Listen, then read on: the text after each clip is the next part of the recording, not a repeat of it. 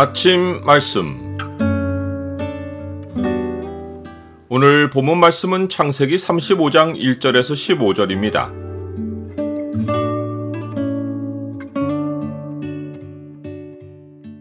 악은 모양이라도 버리고 믿음의 여정을 이어가라.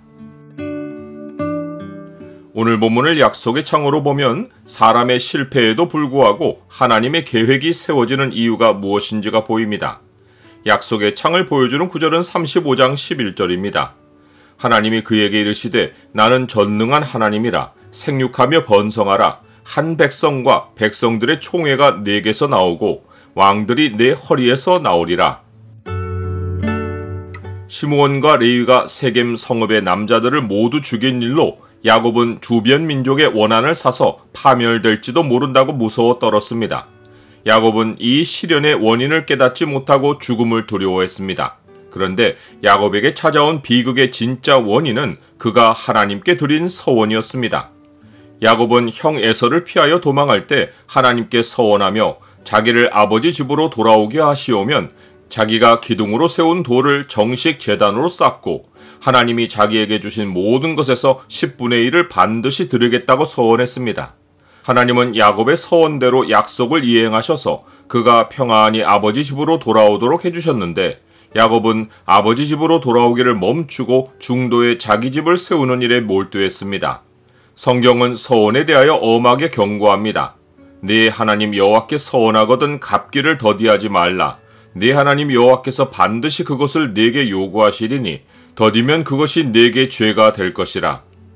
전도서는 서원을 갚지 않는 것이 멸망의 원인이 된다고 했습니다.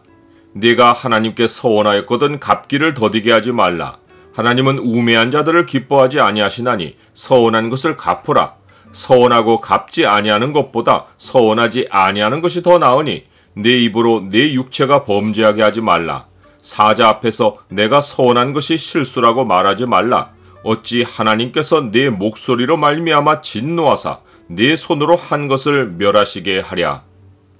서원은 하나님이 요구하시는 것이 아닙니다.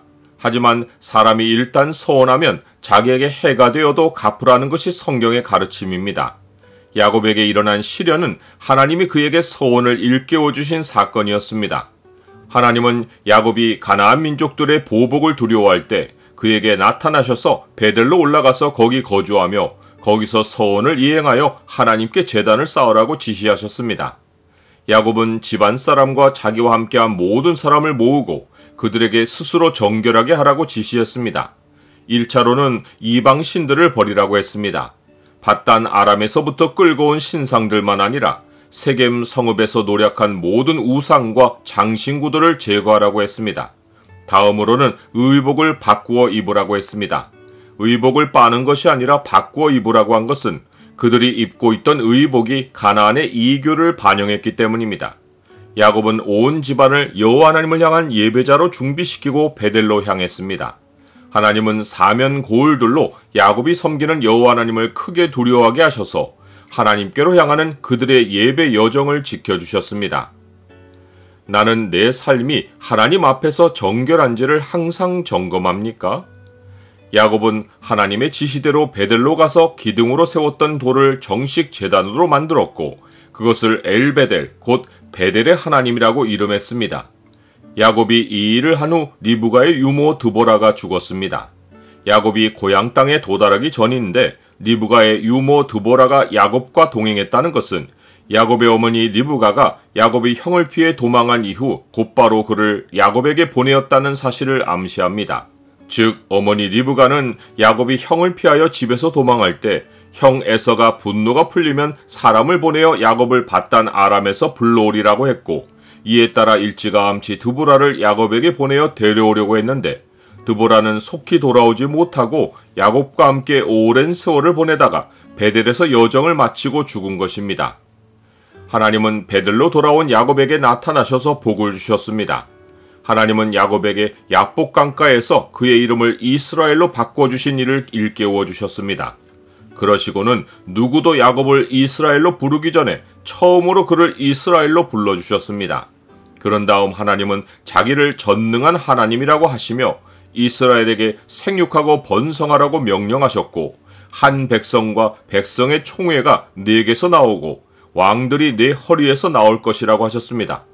한 백성은 이스라엘이고 백성의 총회는 열방에 흩어진 하나님의 백성입니다. 이들은 한 뿌리에서 나오고 이들의 신부는 모두 왕들입니다.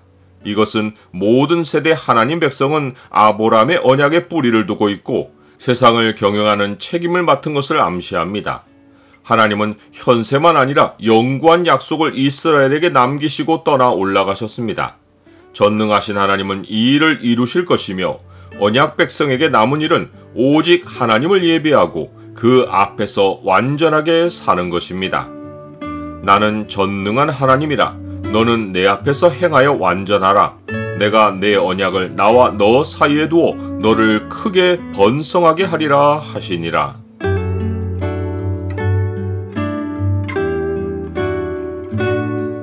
주님, 제 삶의 우상들이나 악은 모양이라도 두지 않게 하시고 오직 주를 향한 마음을 지켜가도록 도와주옵소서. 천국에 이를 때까지 믿음의 여정을 쉬는 일이 없게 하시고 주와 약속한 것은 해가 되는 일이 있어도 지키게 하옵소서. 예수 그리스도 이름으로 기도드립니다. 아멘.